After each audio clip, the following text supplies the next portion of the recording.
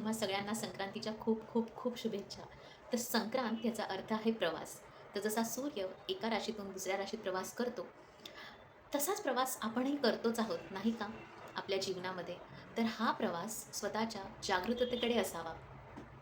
याचबरोबर we should be thankful and grateful to all the abundance nature has provided. आणि आज आहे वेळ देण्याची. तर देऊया भरभरून आनंद, राहूया एकत्रित आणि खाऊया भरपूर तिळगुळ. कारण तीळ तुम्हाला निरोगी तर ठेवणारच, पण त्याचबरोबर तुमची त्वचा आणि तुमचे केस याला ग्लो देणार.